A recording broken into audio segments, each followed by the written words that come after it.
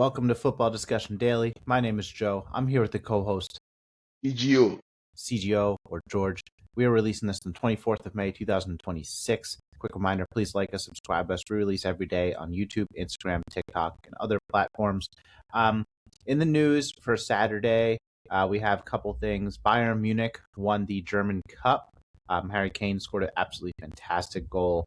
George and I will talk through that. He also became the 7th top scorer, surpassing Arjen Robben for Bayern Munich in just 3 seasons. So good for Harry Kane. He's a decent player, you could say. We'll talk through Hull City beat Middlesbrough today in the Championship playoff final. Hull City will be back in the Premier League next year for the first time in 10 years. The last time they were in the Premier League, I believe, was 2016-17, which was Pep Guardiola's first season, where Chelsea won the title with Antonio Conte and Hull got relegated with Gerard Bowen, Harry Maguire, and Andy Robertson on the team, who obviously have had very successful careers. So very different Hull City team, but we'll talk through that. And then the Premier League announced their young player of the season, Nico O'Reilly, and their player of the season, Bruno Fernandes. George, let's talk first Bayern Munich. Harry Kane's goal, phenomenal. Don't know if you see it, it was just he hit the crossbar from 25 yards out, and then there's a couple different passes, and then he just receives it with his back to net, does a turn, boom, dinks it in the corner. Just absolutely fantastic from Harry Kane. Do you feel like he is the best player in the world? See, the reality is Harry Kane at the moment is the best striker in the world. I must just tell you that, because there are a lot of things apart from scoring goals. I love his link-up play, the way he creates his assist. We saw the kind of assist he gave to Luis Diaz when they played against PSG in the semi-final. That was a very beautiful assist from the midfield. You don't see most strikers give those kind of assists. Harry Kane is a very unique striker. When it comes to putting the ball at the back of net, he will do that for you. If it comes to playing as a number 10, he's very good at doing that. That guy is so talented. I so much love the way he plays. And the guy is not backing down. He's still giving that scintillating performance you expect from a very good striker. If you ask me, I will rate him as number 1 striker in the world. Anybody can give their own opinion or might challenge that view, but that's for me. I see him as a better striker than even Erling Haaland. That's the truth. So that guy, he has scored 61 goals in a competition for Bayern Munich. That is a very powerful, great performance from Harry Kane. George, you've said best striker in the world. I asked best player, and I'll say it like this: there was a 15-year period where the question of who the best player in the world was not even a question. It was Messi. There was a 15-year period where the question of who's the second best player in the world wasn't even a question. It was Ronaldo. I think there's a lot more fluidity in terms of who's the best player in the world. I think that there's a lot of different arguments for a lot of different players. But George, I'll ask you flat out: is Harry Kane the best player? And if not, who's better? The issue is that, the way these things work, most times, if you are not winning the Champions League, then it's difficult for anybody to give you that kind of award of maybe getting a Ballon d'Or, getting the FIFA best player. So that's the only thing that will work against Harry Kane. But if we are being honest, if you are looking at those who will likely be the top contenders, the likes of Ousmane Dembele will be in the conversation. But if we are being realistic or want to be very analytical, between Ousmane Dembele when it comes to scoring, when it comes to creativity, compared to Harry Kane, I will always put an Harry Kane ahead of him. But there are a lot of dynamics that comes into this thing. They want to check what the team you play for, what they won, what you've also... George, everybody knows the Ballon d'Or is who's the best player on the best team. It's not who's the best player. I'm not asking you if Harry Kane is going to win the Ballon d'Or. I don't think he will unless England wins the World Cup. It's just the unfortunate reality of it. I think Harry Kane's a better player than Ousmane Dembele. Yes. I think there are some like there's probably half a dozen players around the world you could say this guy has an argument for being better than Harry Kane. And I'm not and I don't think Ousmane Dembele is one of them. I honestly think Kvara is better than Dembele personally from whatever I've seen. A dozen PSG games this year. But they're both exceptional players. I'm splitting hairs between two excellent players. I think Kane is better than the lot.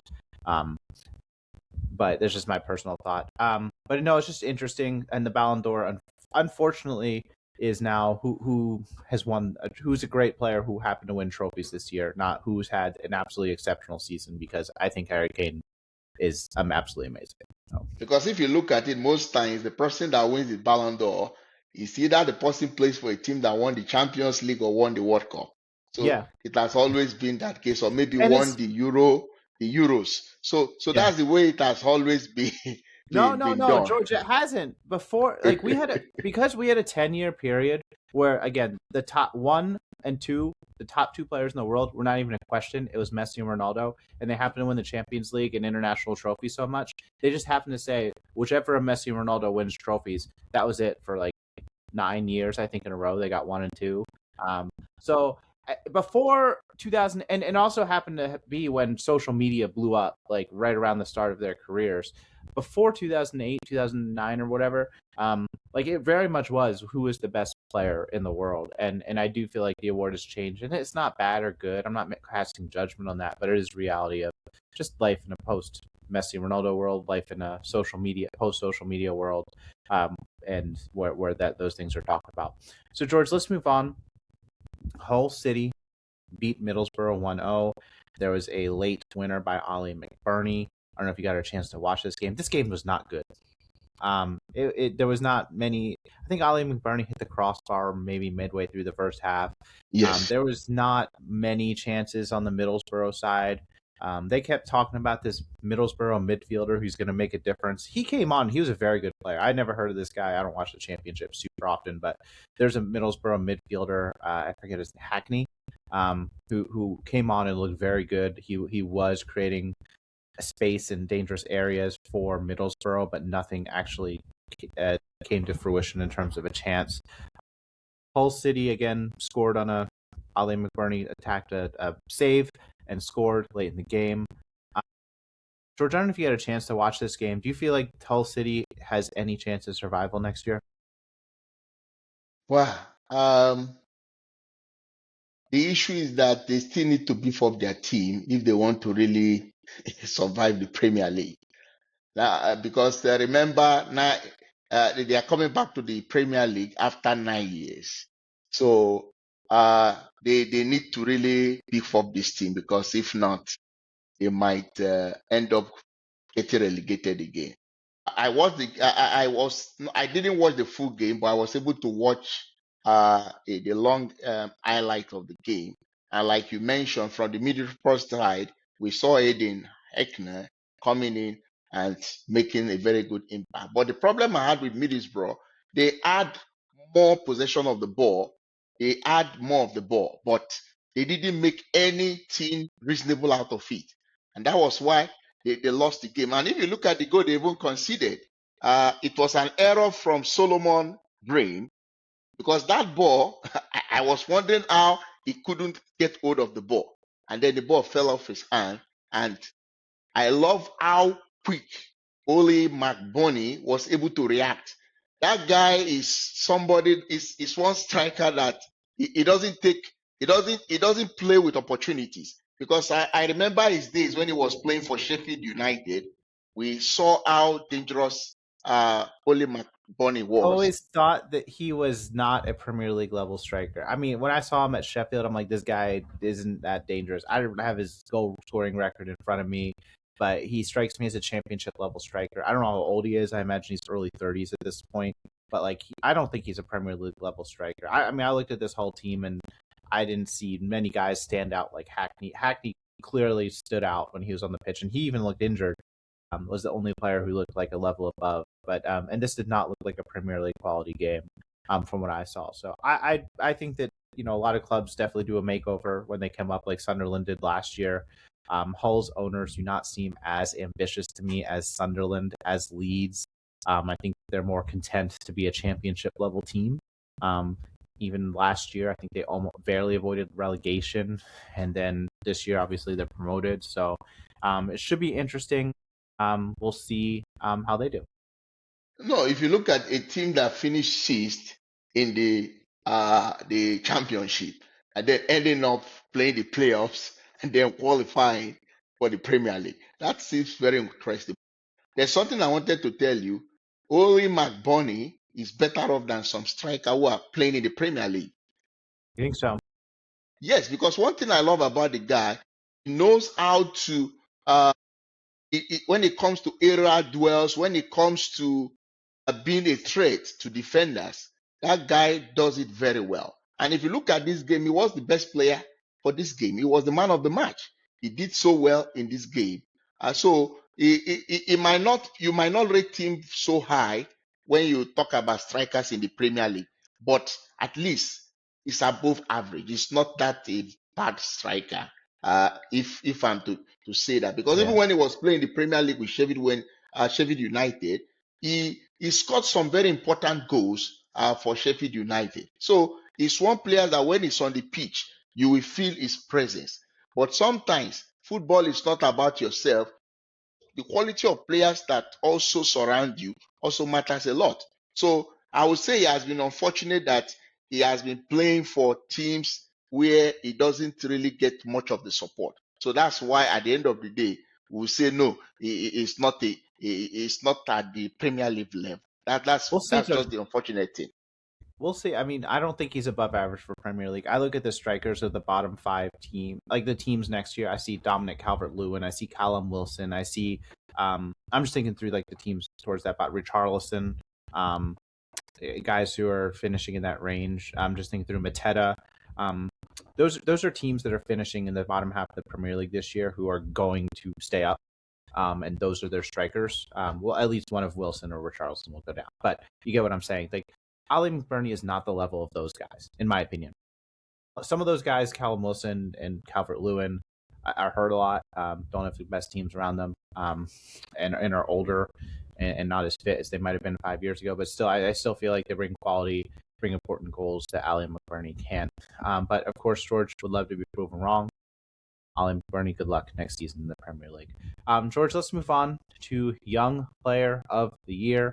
This was announced today. I feel like this was quite uncontroversial. I feel like the biggest controversy with Nico O'Reilly is that Shirky was arguably a better player, probably is a better player, but he's not in the spirit of Young Player of the Year.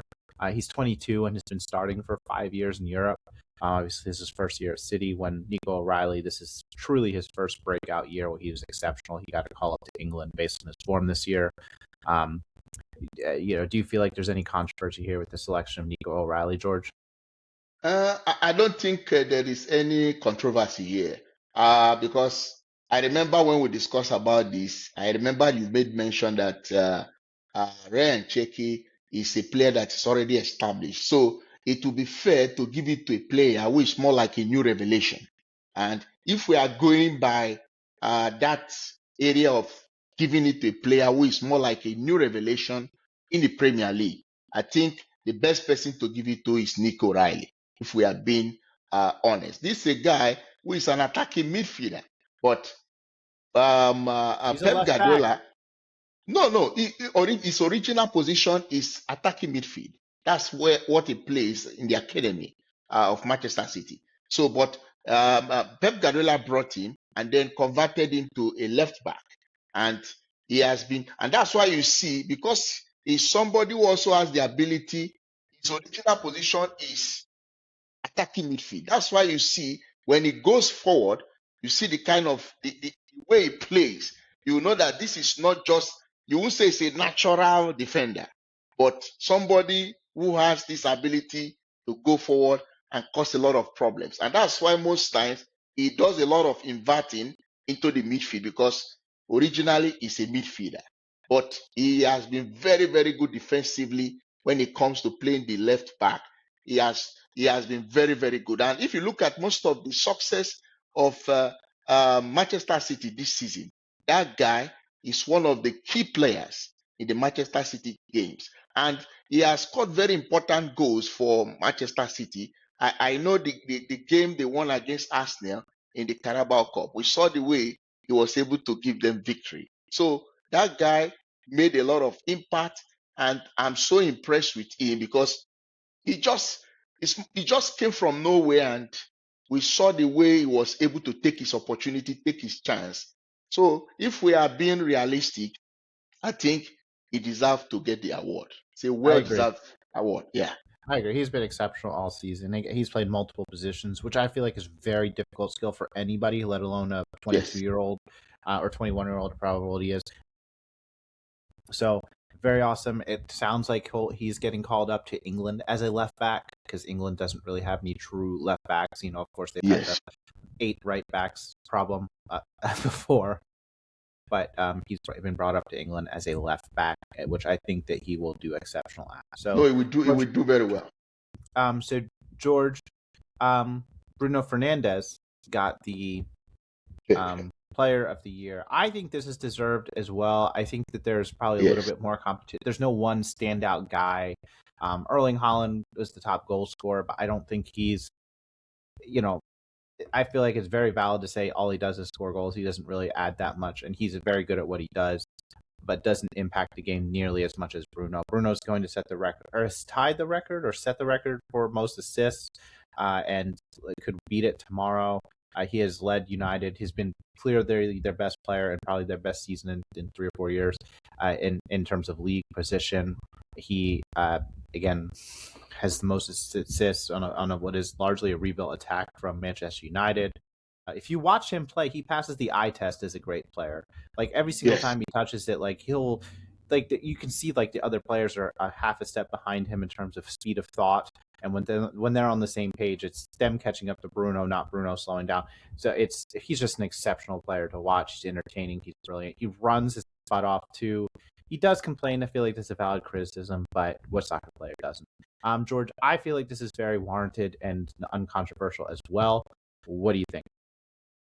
I agree with you. It's a well-deserved award because before now, I remember there was a time we had a discussion on who should win it, and I made it clear that if Bruno Fernandes doesn't win this award, I'll be very surprised. Somebody who has created 132 chances in the Premier League this season. That is not a joke. It shows that his thought process is so high, and his football IQ. If you look at his football IQ compared to other United forward players, you see that he's far ahead of them.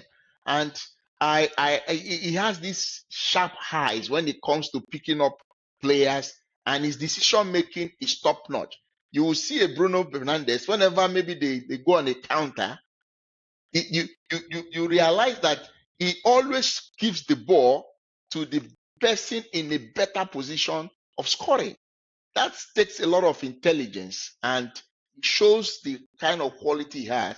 And for him to have equaled the record of Thierry Henry and Kevin De Bruyne of having 20 assists in the Premier League this season, that is something he has to be commended for. And not only creating assists, he was able to score 8 goals in the Premier League. So if we are going by that, I think Bruno Fernandes deserves this award. And in terms of chance creation that I talked about, he has more than 40 chances creation, more than any other player in the Premier League.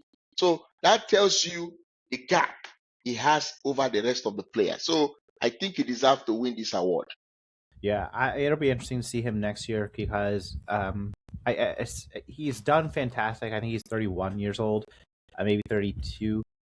And he's going to play a lot more games next year. I think one of his biggest things the last 5 years at Manchester United is that he can play 90 minutes twice a week, and obviously only had to once a week this past 6 months. At a certain point at his early 30s, that quality stays, but the ability to sustain it over a season, you need to manage that a little bit more. I'm very curious as to when that'll happen with Bruno. We saw it happen pretty sharply with De Bruyne around 33, 34. So we'll see if that happens with Fernandes, but he's just a pleasure to watch as much as I don't like Manchester United. My second favorite team in the Premier League after Brentford is the team that's playing Manchester United. So I like to root against them, and I'm not a big fan. So, George, let me close out with our standard questions.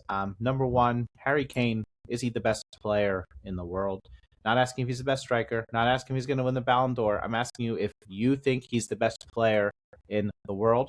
Number two, how much of a makeover does Hull need to survive next season? Is it 2 players? Is it 5? Is it 11?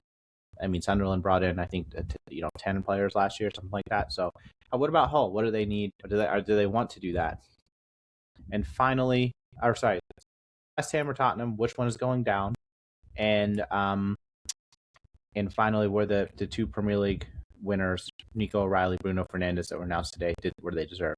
Let us know your thoughts, and thank you for listening.